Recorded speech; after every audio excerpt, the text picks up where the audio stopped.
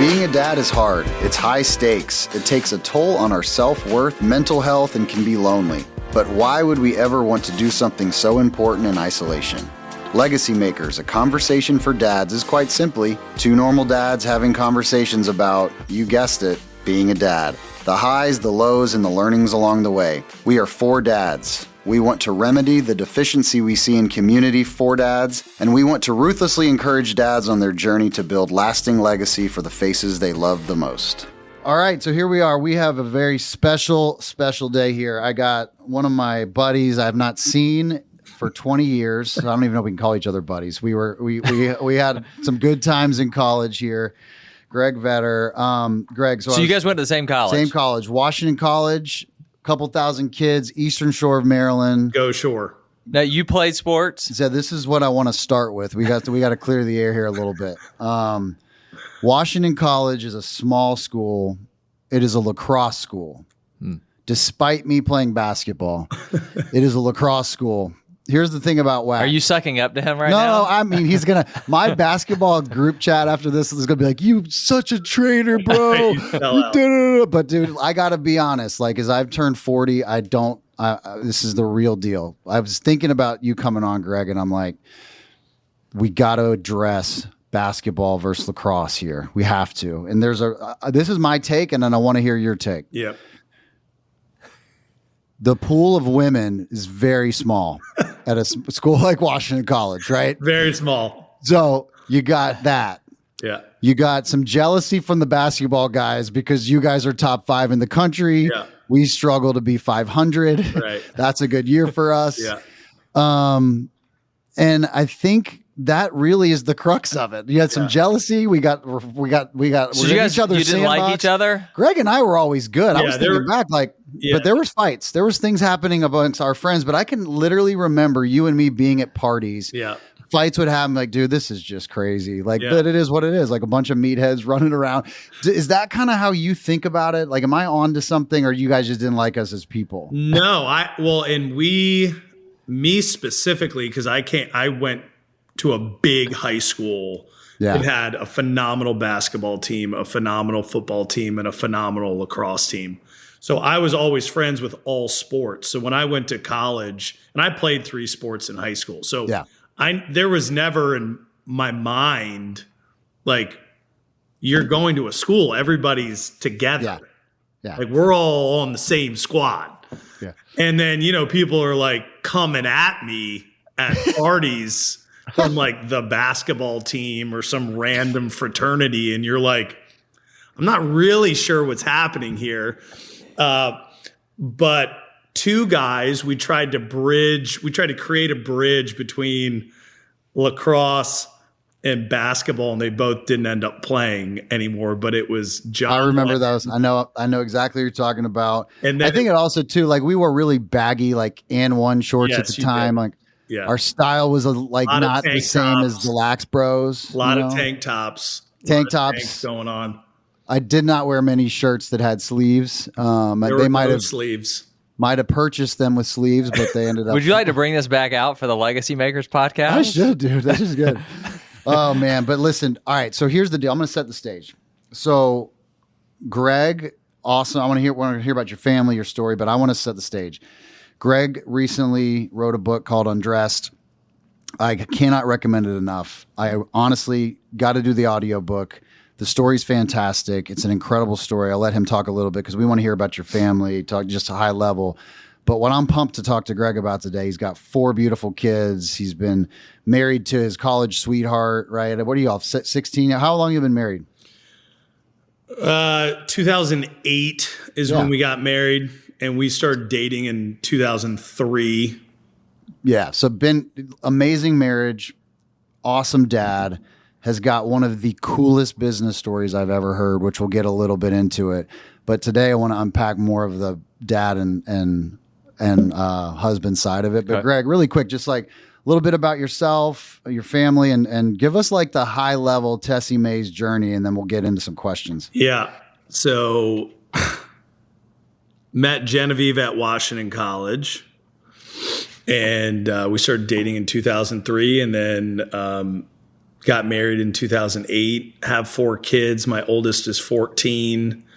My youngest is 9. It goes girl, boy, which is pretty cool. So when I first had a girl, I'm one of 3 boys. I didn't have any sisters. I didn't understand women at all outside of like how to date them and how to talk to them in public settings. And so then my first child's like a girl, and just my mind is blown. So that has been magnificent. It's literally the highlight of my day and my life. And I'm, very honored to have them as my children. And then the Tessie Mays thing was, going to Washington College, there's a lot of wealth there. And I was exposed to extreme wealth, and I don't come from money. And so once I started understanding, these kids of wealthy parents and then meeting their super wealthy parents, I kind of figured out like, all right, they're working hard. They're not super special. They've obviously figured something out. All of them, for the most part, made a conscious decision to just be the best, and then they went and did it. And that's basically how they got money. So I'm going to try and figure that out myself. I don't know how I'm going to do it, but I'm going to do it. So initially I was selling insurance, and I was the office, not great, over top of a bodega, looking over a cemetery. I'm thinking to myself, I don't know if this is it. I don't know if this is how I'm going to make my millions. And so I would go home every day during my lunch break, and I would turn off all the lights in my room, literally stand on my head, waiting for an epiphany. And one never came. I kept a journal next to myself, and I'm like, something's going to come. I know it. Nothing came except for a strong neck and a very red face. And so then I would go downstairs and I would make myself a big salad that my mom, she made this one dressing. She brought it to every tailgate at Washington College. And it was just olive oil, lemons, garlic, mustard, sea salt. And she would make it for me in a 2-liter bottle. And so one day I went downstairs, and this 2-liter bottle of dressing's missing. So I called Genevieve, and we're living in a little townhouse. So every door is open, every cabinet's open. I'm feel like I'm taking crazy pills. And I'm like, hey, did you take the dressing to work? She's like, no, I didn't take a 2-liter bottle of salad dressing to work. And she's like, maybe someone came into our house and took it. I'm like, someone broke into our home and stole salad dressing. That's what you're telling me. She's like, I don't know what to tell you, Greg. And she just hangs up the phone. So I go, I'm going to call some people, and I'm going to prove that she's wrong. So I call a guy that I know eats fast food every day. And I call him, and I'm like, hey, man, random question. Have you seen my salad dressing? And he's like, yup. Woke up this morning, was jonesing for it, hopped on the scooter, knew the code to your house, took it, and now I'm crushing a salad. Told him to bring it back. And then I sat there and was just like, what kind of man steals another man's salad dressing? And then I thought, well, what kind of salad dressing is good enough to be stolen? And so I called Genevieve back. I said, I'm quitting my job. I'm starting a salad dressing company. Dead silence. And then she goes, it's going to work. I have a weird feeling. I go, really? Because that was just kind of a pressure test. And so then I started cold calling grocery stores, got in. What year is this? 2009. Okay. And then just also to have like an original thought blew my own mind. Like, of course, clean salad dressing exists. It's 2009. How could it not? Nobody made it. And so that began this insane journey of us building the #1 organic salad dressing brand in the country. And we ended up being Inc. Magazine's Entrepreneurs of the Year. And, we had to raise a bunch of money because we were 3 years ahead of the clean eating movement. So we were really the trailblazers of clean eating, no thickening agents, kind of looking at what citric acid is, looking at what natural flavors are, talking about kind of seed oils versus not. And so it really, we were trailblazing that situation. But in doing that, that saying, first one out of the foxhole usually is getting shot. And so we had 52 investors, and, COVID happened, supply chain crisis is happening. Everybody wants to get out. They valued the business between $300 and $500 million. And so I'm like, hey, if that's the end of the journey, then great. Sale process didn't go well. Everybody lawyered up, and then just all hell broke loose. Mm-hmm. And so for the next 2 years, it was the hardest 2 years of my life, because I was fighting 3 different lawsuits from 3 different inside groups while trying to protect the existing shareholder base and the brand of my family. And then the end of it all, after sacrificing everything that I owned to try and save it, fast forward, I'm signing the sale papers for nothing. It's like $4.5 million. And then I'm also writing checks to people so that they'll sign off on the sale so that we can stop paying lawyers $350,000 a month. Mm-hmm. And then I just sat there just kind of reflecting on this insane 15-year journey. What did I learn? What went right? What went wrong? Why? What can I do with this experience? And that led to me writing a book because I wanted to try and take that situation. One of my beliefs of leadership is lead by example and leave things better than when you found them. And so how can I do that in this situation? And then also teach my children what it's like to dedicate everything to something and then it not work the way you thought. So that's the 30,000 foot view. Man, we just got done having a conversation about what do we need to do to not raise entitled kids, and we talked a lot about exactly what you're talking about there. We also have talked a lot, Greg, about this notion our kids need to see us strive. Like, we're always going to want more time with them. We wish we weren't as busy, but like the reality is they need to see us strive, especially to going after something that is it's purposeful, it's meaningful, and seeing that. And so I picked up a ton of that. You touched on the moment, and in the book, it's hilarious as you kind of pick up the phone and you're like trying to build up confidence to call your wife, Genevieve, to say, this is what we're going to do. Like, you're selling insurance, you're doing pretty well, but like you got this thing.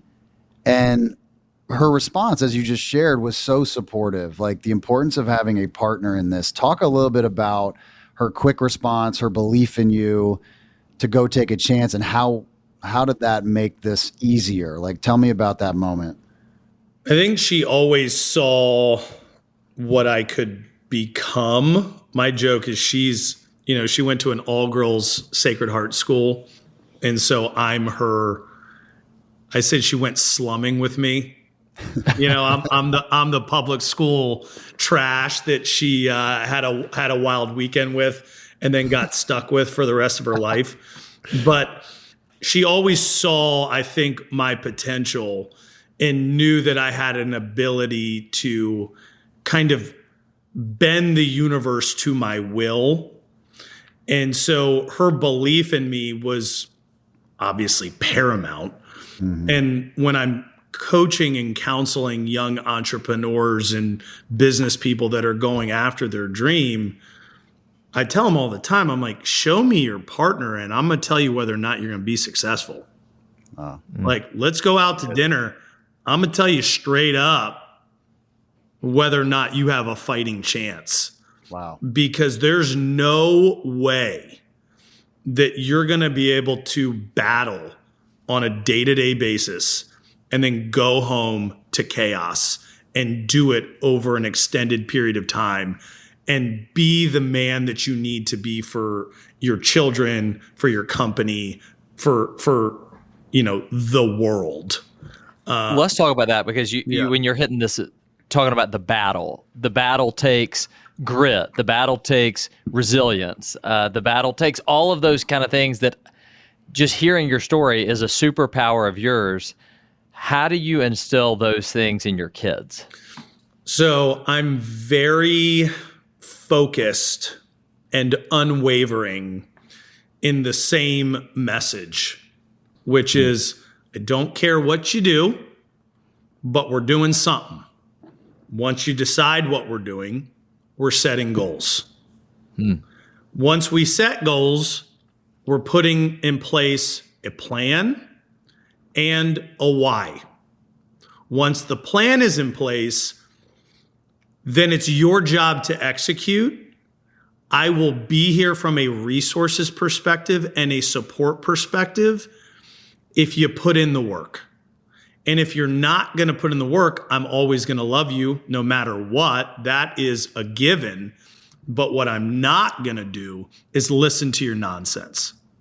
So if you have a bad game, if you get a bad grade, did you put in the required work to give the effort required for success? Yes or no?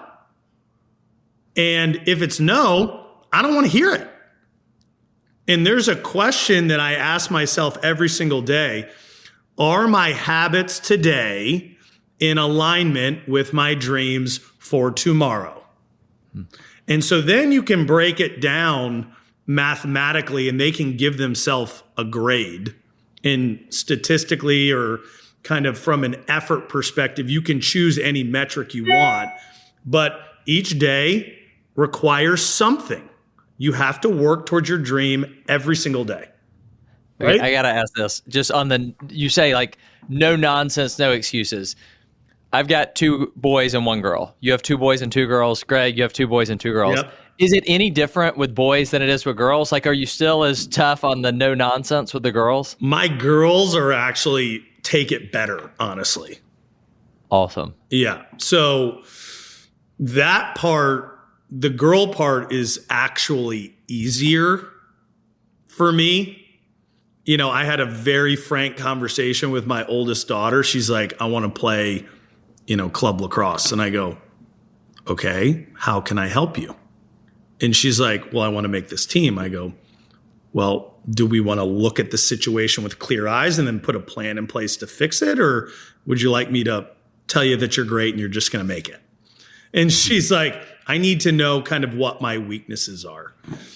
And so we had a very blunt conversation and she goes, help me make a plan. And I go, this plan is going to be really hard because you're really not good.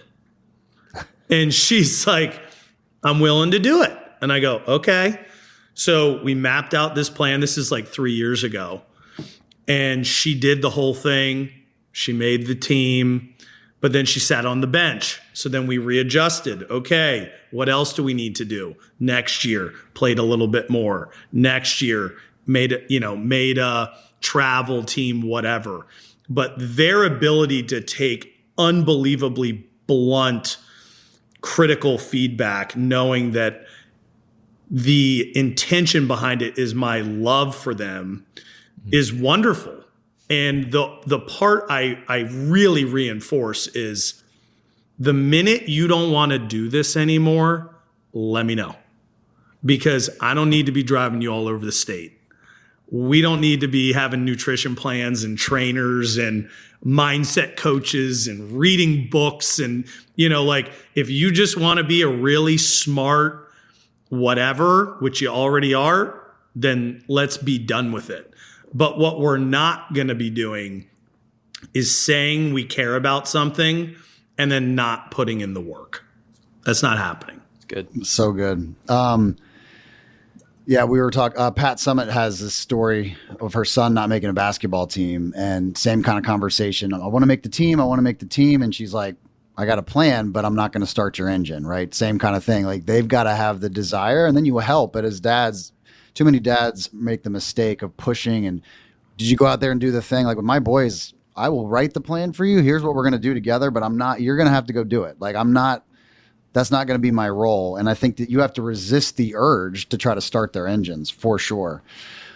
All right. So there's a quote that I love. It's Alvin Toffler's, this business philosopher from the early 1900s. He says, the illiterate of the future won't be those who can't read or write, but those who can't learn, unlearn, relearn.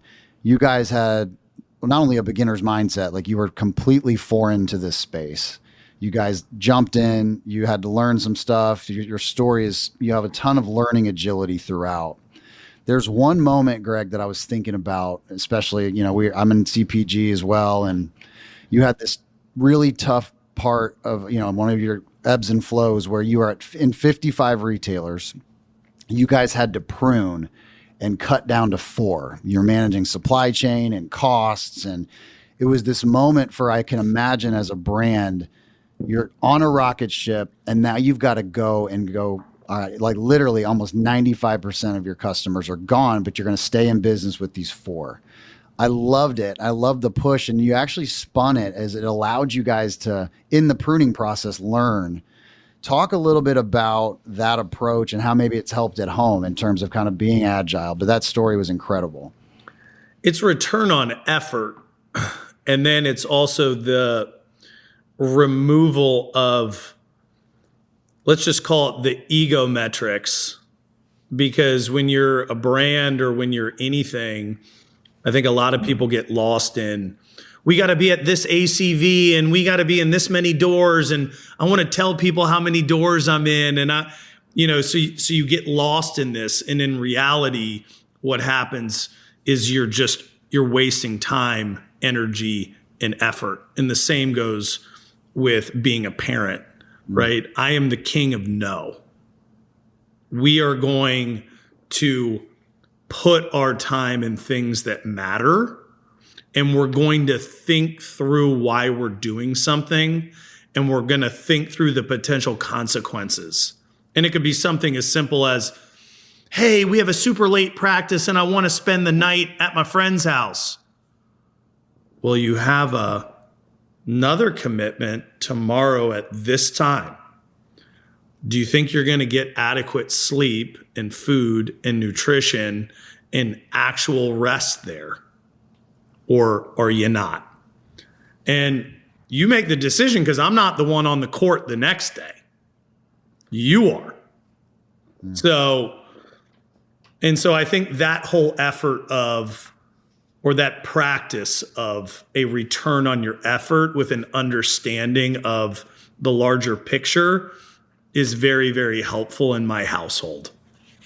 Okay, let's talk about, because we think a lot about being dads, but there's also the relationship with our dads. And you have this really amazing part of your story, compelling part where you needed something from your dad. There was this urgent need. Tell us a little bit about that and how he came through.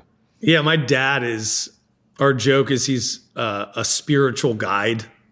He's the complete opposite of every dad you see in a movie that's screaming on the sidelines. That was my mom. Our dad, we would get in the car and he's like, you just look so strong out there. Oh my gosh. I'm like, I am the worst player on the field. And he's like, no, you're not. I'm just like, all right. So we're in a moment where we need to start our own manufacturing processes because co-packers can't do it. We find a plant that's great for us, but it's 5 times the size of what we need. And so the real estate group goes, well, we need collateral and we need this much collateral, which basically equated to my dad's house and a buildable lot across the street. And so I go to him, not really knowing his answer, but I go to him and I said, hey, man, this is where we're at with the journey. We got to start our own manufacturing plant. The only way they're going to do it is if you basically sign over your house as collateral. And he just goes, yes. Like, I didn't even finish speaking. And I was like, are you sure? Like, I don't even know if this is going to work yet. I think we were only in like 60 grocery stores at the time. And he's like, no, I believe in you. This is going to work. And if it doesn't, we'll all go move into a trailer park in Colorado somewhere. And I'm like, what are you talking about? That's awesome. So it was really great. So amazing. Urgency. So your story's all about urgency. I again, coming from a CPG world, I almost threw up hearing about the 37 days you had to completely reformulate your product, get certifications. Like, I'm like, okay, I would just quit. So, but like the level of urgency you guys had to muscle through that, how does that show up in your marriage? How does that show up as a dad? Talk about the importance of urgency. It's just about not making excuses and removing your own opinion from the objective. Because everybody gets hit with something, and it doesn't matter whether you're a dad or you're a husband or you have to do something crazy at work. But we all want to layer in our opinion before we take action.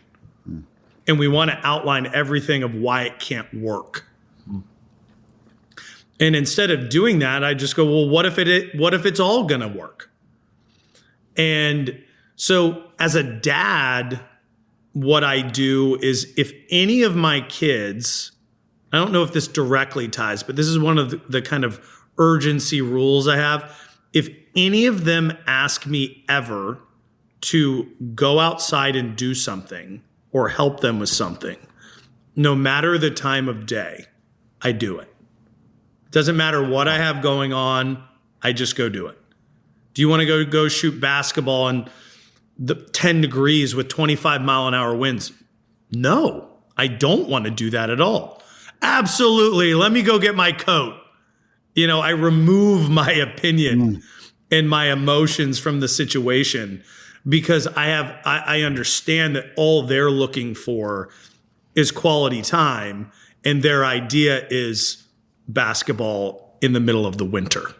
Oh man, that's so good. Yeah, one of our mutual friends, where Jesse Itzler always says, like, I'm never too busy for my kids is kind of his thing. And I heard that from you. And it's funny because I hear that story, man, and I immediately go to moments that I was too busy, and I'm convicted by that. The other thing is, I think sometimes as dads, we try to manufacture the experience or like the quality time with them versus allowing them to define what the actual quality time for them is, right? And that hit super hard on that one.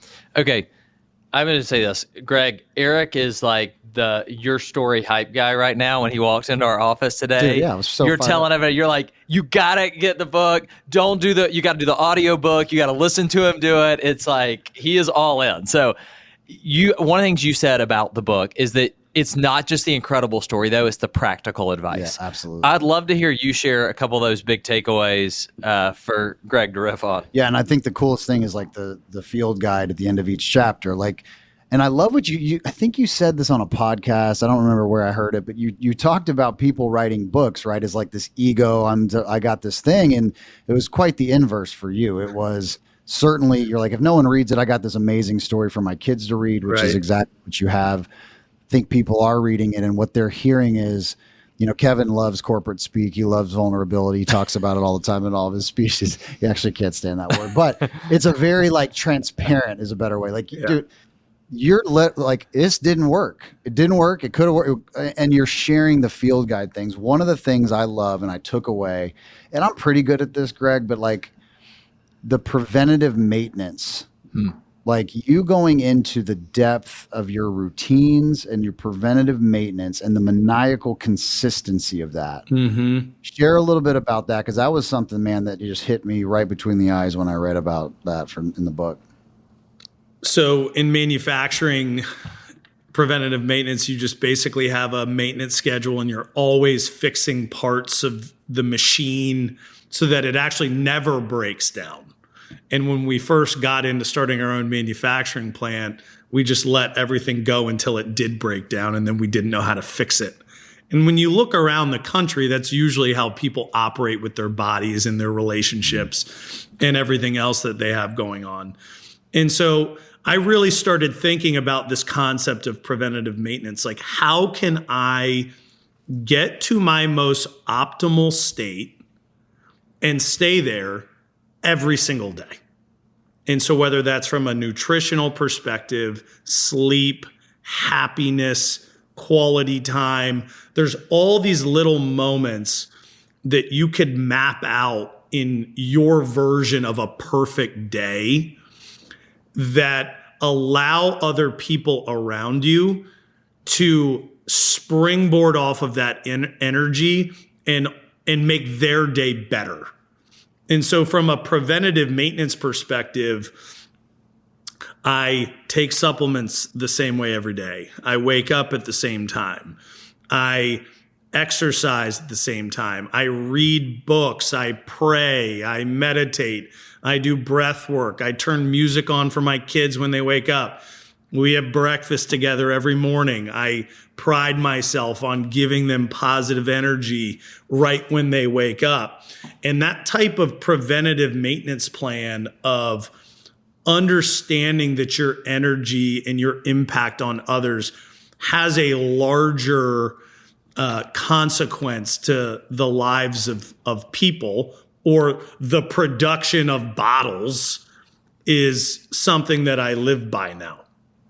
That's awesome. Yeah, All I right, let's feel do. the optimism too in the story. Like every time there was something gone, like, you know, you as the leader had to embody like you said earlier, why wouldn't this work? Why can't this work? I think it's such an important, preventative maintenance allows you to show up that way for when there's a breakdown.